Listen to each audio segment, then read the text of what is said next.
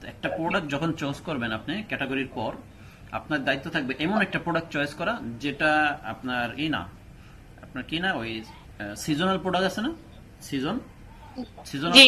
Seasonal product বলতে ধরেন একটা প্রোডাক্ট নির্দিষ্ট কয়েকটা মাসের জন্য চলে, যেরকম যদি ধরেন আমাদের বাংলাদেশের প্রেক্ষাপট অনুযায়ী যান, যে বাংলাদেশের প্রেক্ষাপট অনুযায়ী একটা প্রোডাক্ট, আমাদের দেশে যে শীতের যে সমস্ত পোশাক আছে, সোয়েটার বলেন কোট বলেন যেগুলি আছে, এগুলো একটা সিজনাল প্রোডাক্ট, অর্থাৎ 1 থেকে 2 মাস 3 মাস এই চলে খুব, এরপরে সেটা চলতে পারে নাও চলতে পারে, একটা সিজনাল প্রোডাক্ট, বুঝতে পারছেন না? জি।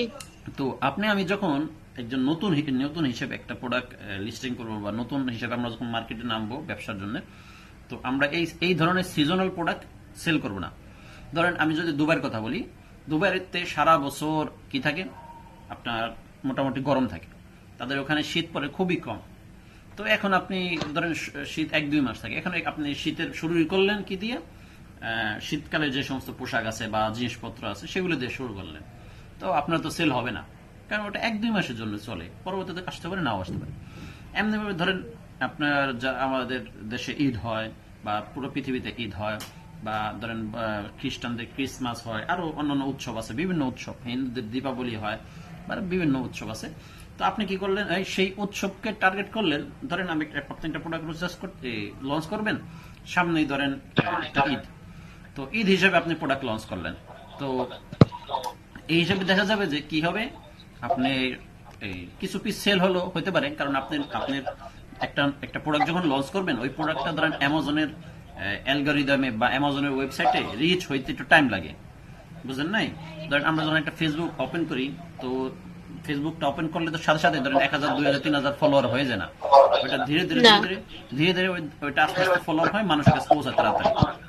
তো অ্যামাজনের ক্ষেত্রে এরকম, যখন আপনি একটা অ্যাকাউন্ট করবেন বা একটা প্রোডাক্ট লঞ্চ করবেন, সেই প্রোডাক্টটা অনেক পিছনে থাকবে সেলার র্যাঙ্কের দিকে। আমরা ওই বিএসএলআর পড়ছিলাম না, বেস্ট সেলার র্যাঙ্ক। হুম। তো এরকম যখন আপনি একটা প্রোডাক্ট লঞ্চ করবেন বা নতুন লিস্টিং করবেন, সেটা আপনার বিএসএলআর র্যাঙ্ক অনেক পিছনে থাকবে। পরে ওইটা ধরেন ধীরে ধীরে আপনার প্রোডাক্টের কোয়ালিটি, প্রোডাক্টের ধরেন লিস্টিং কোয়ালিটি সব দেখে অ্যামাজন আপনাকে আস্তে আস্তে আস্তে আগে আনাবে। তো এখন আপনি একটা সিজনাল প্রোডাক্ট চয়েস করলেন, সেটা এরকম আগে আস্তে আস্তে ধরেন 1 মাস 2 মাস বা 3 মাস 4 মাস 5 মাস লাগে গেল, তো এখন ওই শীতের দিন চলে গেল বা ঈদের সময় চলে গেল, তাহলে তো আপনার লস, ঠিক আছে না?